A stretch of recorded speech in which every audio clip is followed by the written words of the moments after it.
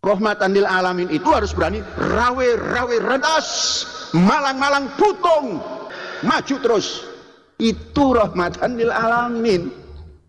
Nah, berpikir secara begini ini namanya out of the box. Bismillahirrahmanirrahim. Assalamualaikum warahmatullahi wabarakatuh. Alhamdulillah wassalatu wassalamu ala Rasulillah. Allahumma sholli ala Muhammad wa ala ali Muhammad. Alhamdulillah, kita bertemu kembali di channel Cahaya Hidayah.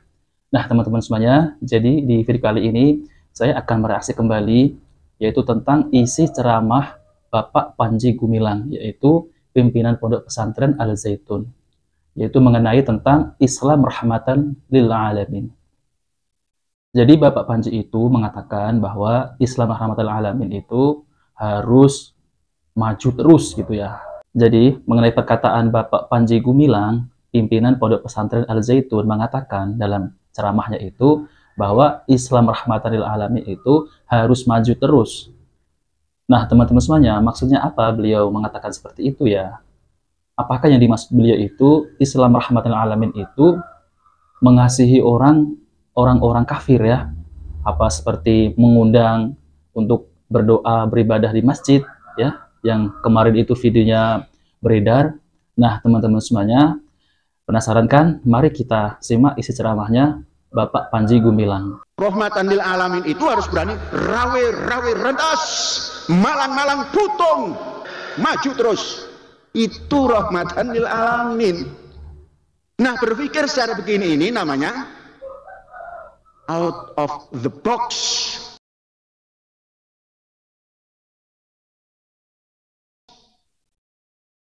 Kharijas sunduk. Kalau tidak bisa berpikir begini, tidak mampu kreatif. Kreatif itu adalah bid'ah, al-ibda'. Allah badi'us samawat wal ard. Kita harus berani berbid'ah. Kreatif itu adalah bid'ah ya. Harus berani berbid'ah. Jadi ya, maksudnya apa Bapak ini yang mengatakan kreatif itu harus bid'ah? Apa kreatif dalam masalah keduniaan, apa kreatif masalah ibadah ya? Nah, ini kita harus telusuri juga ya teman-teman ya. Kalau berkreatif dengan masalah keduniaan, boleh-boleh saja ya.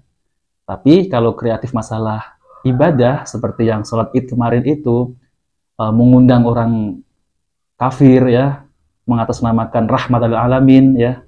Nah, kemudian mengundang untuk sholat id, ini jelas-jelas memang ini sesat ya. Nah, teman-teman semuanya, mari kita simak kembali apa yang dimaksud bid'ah kreatif dia itu nih ya. Ini takut kullu bid'atin dolalah, enggak. Ini ibadah yang kita buat, tidak dolah. Kita ini makhluk Allah kan? Allah badi'us samawat wal ard. Lah kita juga harus ikut cara Allah untuk badi' kulla syai' fil ard hadha wa fil bahr ba'da.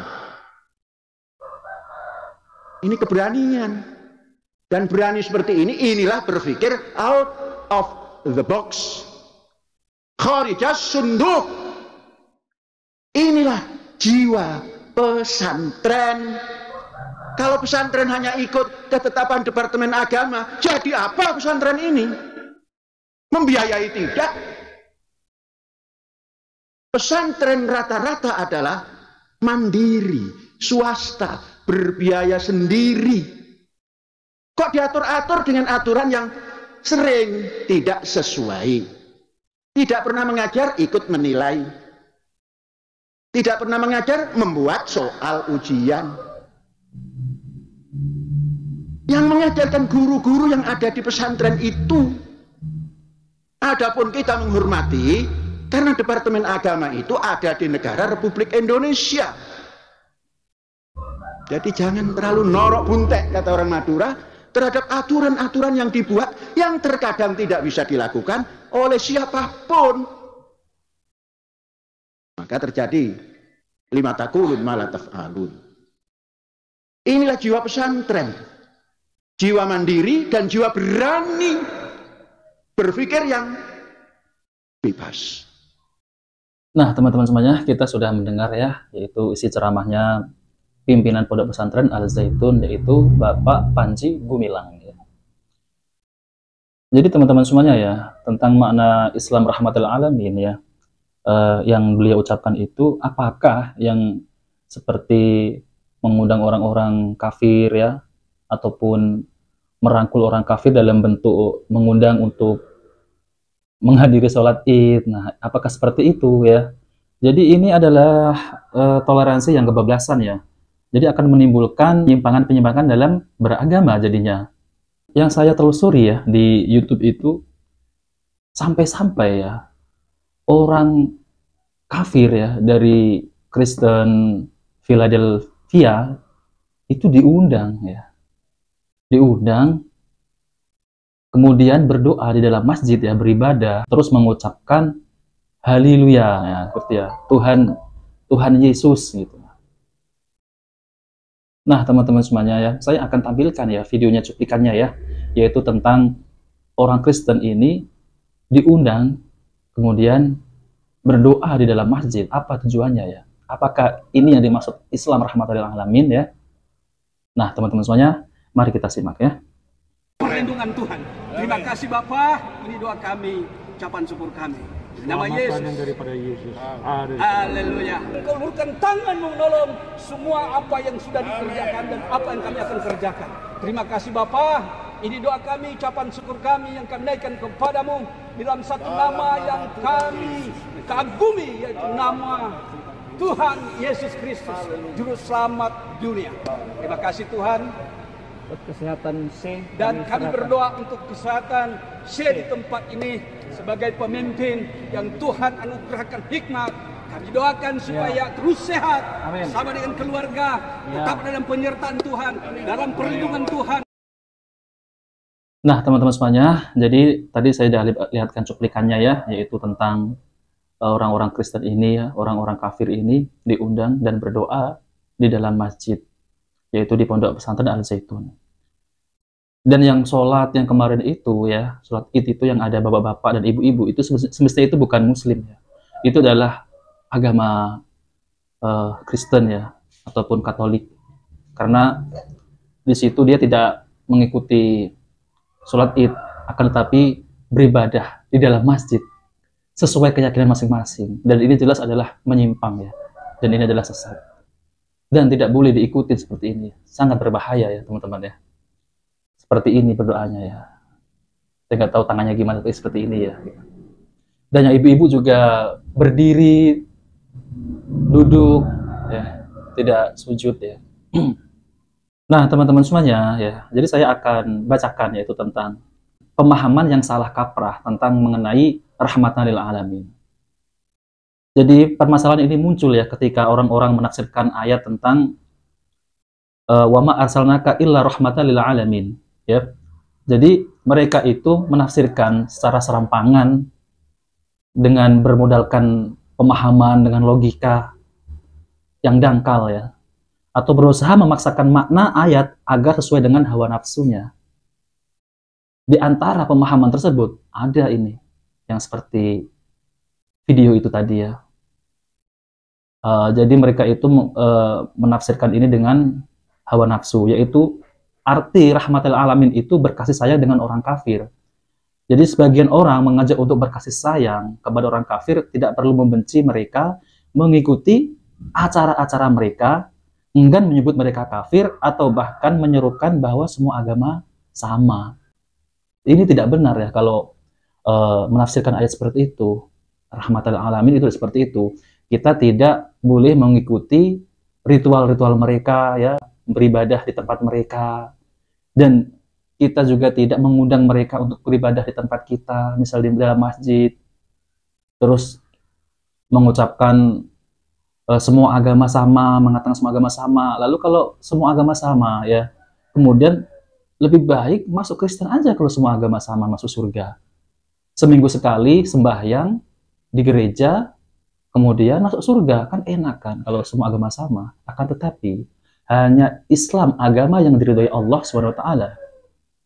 Nah, teman-teman semuanya, jadi lebih lengkapnya tentang penjelasan masalah Islam rahmatan lil alamin, saya akan tampilkan penjelasan dari Ustadz Sofyan Khalid bin Idham Rurai LC. Nah, teman-teman semuanya, mari kita simak videonya. Islam rahmatan lil alamin. Allah Subhanahu wa taala mengutus Nabi kita Muhammad sallallahu alaihi wasallam sebagai rahmat untuk seluruh umat manusia. Sebagaimana firman Allah, "Wa ma arsalnaka illa rahmatan lil alamin." Dan tidaklah kami mengutus engkau wahai Muhammad kecuali sebagai rahmat lil alamin. Surat Al-Anbiya ayat 107. Ada dua faedah penting yang bisa kita petik dari ayat ini. Yang pertama adalah Nabi kita yang mulia Muhammad sallallahu alaihi wasallam diutus untuk seluruh al-alamin. Artinya, umat manusia dimanapun berada wajib menjadi pengikut Nabi Muhammad sallallahu alaihi wasallam. Karena beliau diutus untuk seluruh al-alamin. Oleh karena itu, di sini juga tercabang pelajaran penting bahwa Islam itu hanya satu. Tidak ada Islam versi Nusantara, versi Amerika, versi Eropa, versi Arab. Islam itu hanya satu, yaitu Islam yang dibawa oleh Nabi Muhammad sallallahu alaihi wasallam. Karena Nabi kita hanya satu, Quran kita juga hanya satu, sebagaimana sesembahan kita yang menurunkan ajaran ini hanya satu. Dan dalam ayat yang lain Allah Azza wa Jalla juga menegaskan, "Qul ya ayyuhan nasu inni rasulullahi ilaikum jami'an." Katakan wahai manusia, sampaikan kepada mereka wahai Muhammad, sesungguhnya aku adalah utusan Allah untuk kalian semuanya. Jadi jangan sampai ada seorang muslim memiliki pemahaman yang salah bahwa ada ajaran Islam khusus orang Arab, atau ada ajaran Islam yang tidak cocok di negerinya, atau ada ajaran Islam yang sudah ketinggalan zaman. Maka ini bertentangan dengan Islam rahmatan lil alamin. Kalau Islam rahmatan lil alamin, maka dia mesti cocok untuk seluruh manusia di seluruh negeri, di setiap zaman sejak Rasulullah SAW diutus sampai hari kiamat. Makanya ulama sampai pada kata sepakat, batal keislaman seseorang kalau dia mengatakan kami tidak terikat dengan sebagian syariat Rasul. Zaman sekarang sudah tidak cocok lagi dengan sebagian ajaran Rasul, atau ajaran yang ini hanya cocok di Arab, tidak cocok di negeri kami, atau kami sudah mencapai derajat wali, sudah tidak wajib mengamalkan sebagian syariat atau bahkan seluruhnya. Ini termasuk kekufuran. Sepakat ulama, tidak ada perbedaan pendapat. Kenapa? Karena ini berarti pendustaan terhadap pengutusan Rasulullah SAW untuk al-alamin.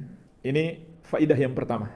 Faidah yang kedua, Islam itu bersifat rahmat, artinya kasih sayang.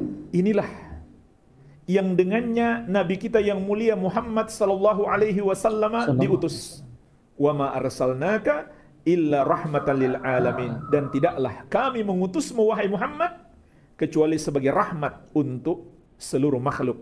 Pertanyaannya jemaah sekalian, apa maksud kasih sayang di dalam ayat ini? Maka para ulama ahli tafsir menjelaskan, rahmatan lil alamin mencakup dua makna. Makna yang pertama, rahmat di dunia dan di akhirat untuk orang-orang yang beriman kepada Islam.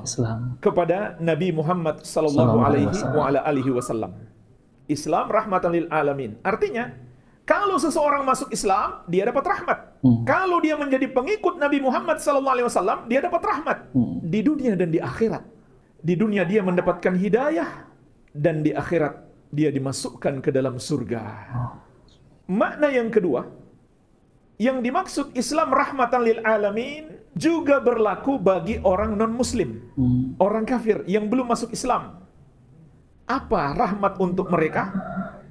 Ditunda azab mereka. Tidak seperti umat-umat terdahulu yang menentang para nabi mereka. Langsung Allah azab tidak lama. Kita baca dalam Al-Quran dan dalam sejarah umat manusia, bagaimana kehancuran kaum Nabi Nuh, kaum Nabi Lut, dan lain-lain. Itu langsung Allah hancurkan. Tapi Karena Nabi Muhammad SAW diutus dengan rahmat, sehingga orang-orang kafir yang menentang beliau ditunda penghancuran terhadap mereka. Ini bagian dari rahmat Allah untuk mereka. Nah, teman-teman semuanya, jadi itulah penjelasan dari Ustadz Sofyan Khalid bin Idam Rurai LC terkait tentang masalah Islam rahmatan lil alamin. Bukan berarti kita ini ya bermudah-mudahan dengan orang kafir, mengundang untuk beribadah di tempat kita, ataupun kita beribadah di tempat mereka. Bukan seperti itu. Apalagi kita tidak mau menyebut mereka itu kafir. Ya. Jadi kita tidak mau menyebut mereka itu kafir. Apalagi mengundang ya. Ini jelas-jelas kesesatan ya. Sampai-sampai mengundang untuk berjamaah. Jadi beribadah sesuai keyakinan masing-masing di dalam masjid lagi. Yang bukan termasuk itu ya, yang dimaksud rahmatul alamin bukan seperti itu. Nah, yang dimaksud rahmatul alamin adalah seperti yang Ustadz Sofyan jelaskan tadi. Apalagi ya teman-teman semuanya ya, mengatakan orang Islam lagi mengatakan semua agama sama ya. Jelas-jelas tidak sama ya teman-teman semuanya. Islam ya, ini agama bertauhid. Menyembah hanya satu Tuhan, sedangkan orang-orang kafir ya di luar Islam itu menyembah Nabi Isa ya, contoh ya, padahal Yesus Kristus itu adalah Nabi Isa. Bahkan ada yang menyembah lagi berhala-berhala seperti kaum musyrik.